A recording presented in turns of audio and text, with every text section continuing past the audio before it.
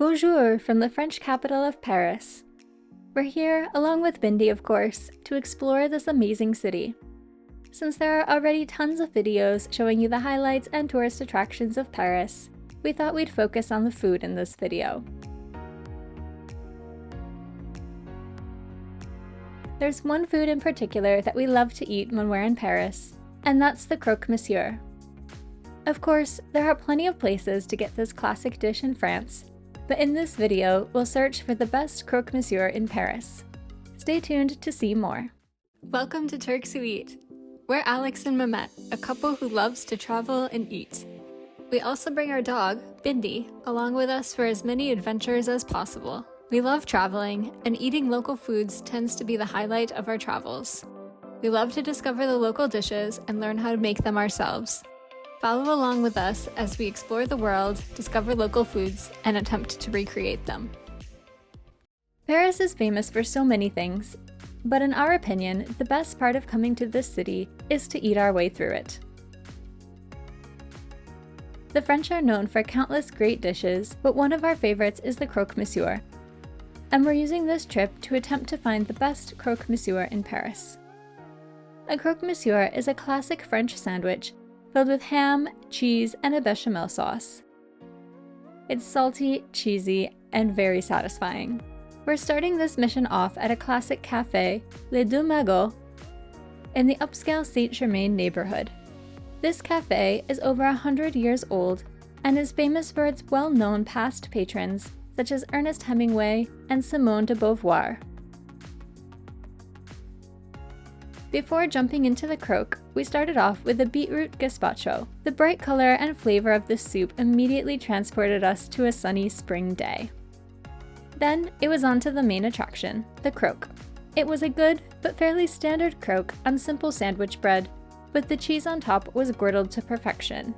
I also enjoyed the small lettuce wedges that accompanied it, helping to balance out all of the butter and cheese in this dish. We enjoyed our time at Les Deux Magots, but we can definitely say that at 33 euros for these two dishes, it was definitely one of the more expensive places we visited for this meal. Though I guess with the reputation and history of this space, it's hard to complain about that. Of course, there's more to eat in Paris than just croques. A few other notable mentions from this trip include the boeuf bourguignon and steak from Au Cru de Bourgogne,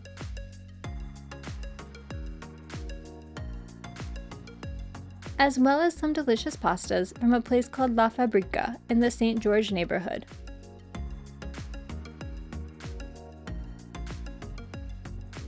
Next up, we wanted to try something a little different, and we heard that the croques at Buvette in the Pigalle district would be a good contender.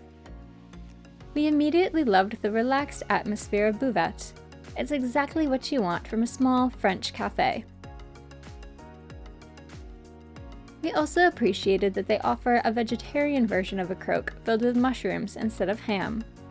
Since Mehmet doesn't eat pork, he opted for the mushroom version, while I indulged in the traditional one, piled high with French ham and topped with an egg, making it a croque madame. We found both to be delicious. We appreciated their use of a thicker, heartier bread, as well as the accompanying cornichons and small salad. Another great thing about Buvette is that they serve food throughout the entire afternoon, which can be difficult to find in Paris. 2 croques in a day was quite filling, so we decided to spend some time wandering through the streets of Paris and taking in as much of the city's charm as possible.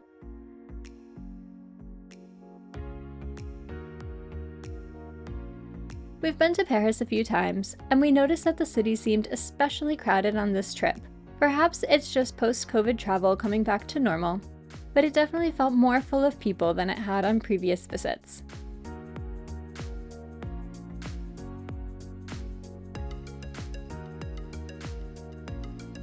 The city is also under a lot of construction right now, presumably in preparation for the Olympics, so keep that in mind if you're planning to visit before this summer. Our next croque stop was at Brasserie Bellanger in the 10th arrondissement.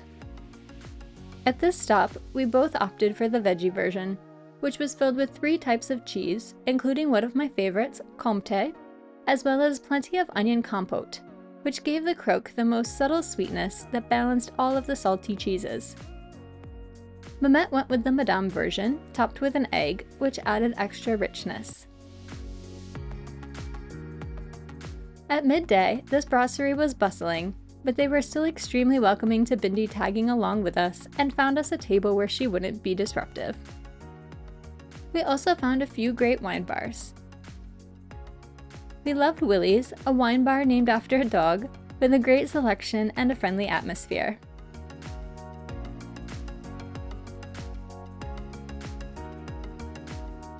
We discovered an amazing wine shop near the Eiffel Tower called Les Petits Domaines.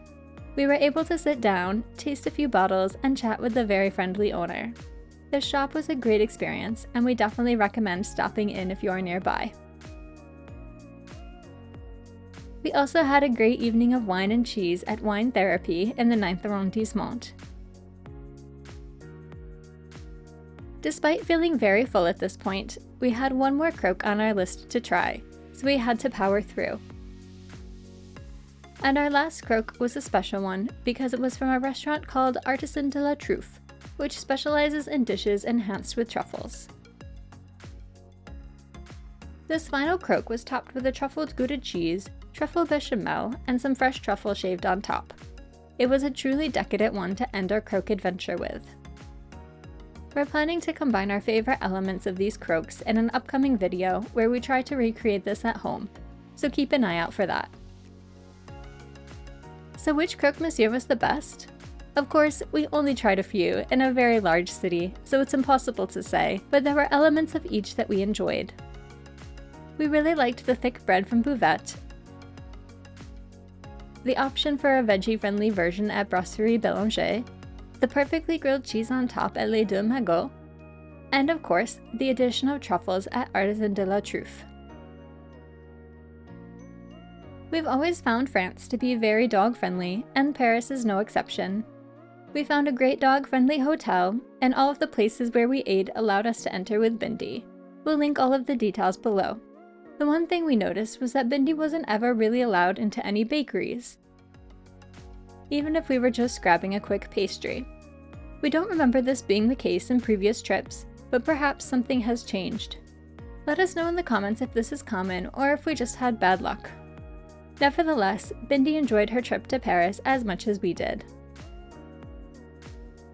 We hope you enjoyed this video.